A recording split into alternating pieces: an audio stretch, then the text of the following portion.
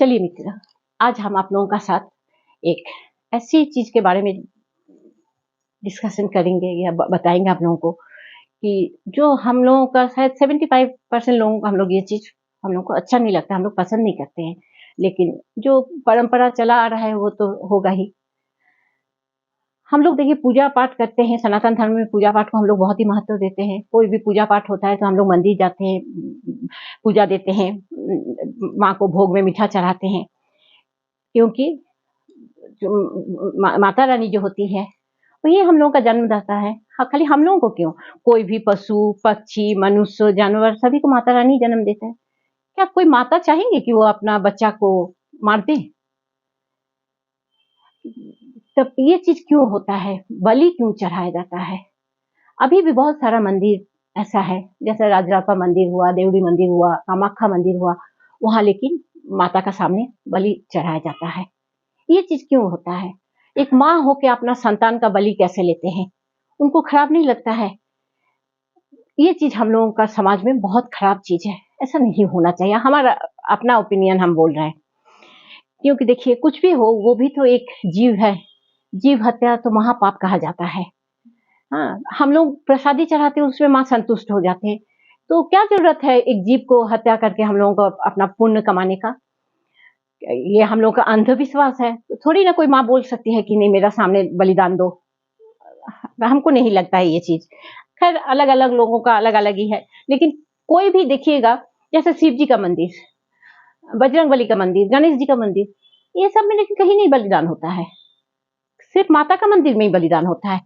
क्यों ये चीज होता है? क्या सोच के ये चीज होता है? पौराणिक कहानी में कहा गया है कि ये बलिदान के पीछे कोई आत्मविश्वास नहीं है, इसके पीछे एक बहुत बड़ा कारण है।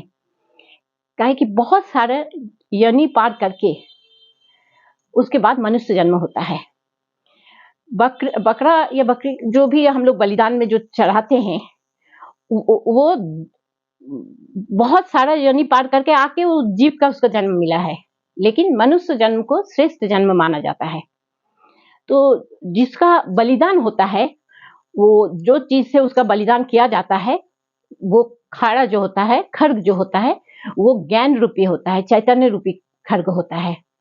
उस खड्ग से बलि देने से जो बकरा बलि में चढ़ाया जाता है, उसका गले में यहाँ 10,000 से ज्यादा नस रहता है। 10,000 से ज्यादा, और जितना यहाँ नस रहता है, कहा जाता है कि उसको उतना जन्म पशु जन्म में, पशु योनि में उसको जन्म लेना होगा। तो वो ज्ञान रूपी या चैतन्य रूपी खड्ग से अगर उसको काटा जाए तो ऐसा माना जाता है कि उसके बाद वाला जन्म उसका मनुष्य रूप में होता है, और वो उसी माता का मंदिर का एक विशेष व्यक्ति होता है जो माता का सेवा में लग जाता है, माता का सेवा करने लगता है, प्रिय भक्त बन जाता है। तो कहीं कहीं स्थान में तो पहले सुना जाता था कि मनुष्यों का भी बलिदान होता है। पहले ये बात भी हम लोग सुनते थे, मनुष्यों को भी बलि दिया जाता है, लेकिन वो जो मनुष्य स्वेच्छा से जाता था उसको जबरदस्ती नहीं दिया जाता था, स्वेच्छा से जाता था। जैसे कहीं बहुत बड़ा आपदा आया या कहीं महामारी हुआ, तो लोग अपना राज्य को बचाने के लिए माता रानी का, माँ का मंदिर में किसी एक इंसान का बलि दिया जाता था। इसे माना जाता है कि वो आपदा जो है वो खत्म हो जाता है, टल जाता है, इसीलिए लोग अपना राज्य को बचाने के लिए, बहुत टाइम होता था पहले का राजा लोग आके आक्रमण कर लेता था, राज्य में महामारी से बहुत किसी का मृत्यु होता था, राज्य में ये सूखा बहुत ज्यादा बढ़ जाता था, तब अन्न का कमी होता था। तो उस समय अगर एक नर बलि दिया जाए तो उसमें बोलता था कि सब सुधर जाता था।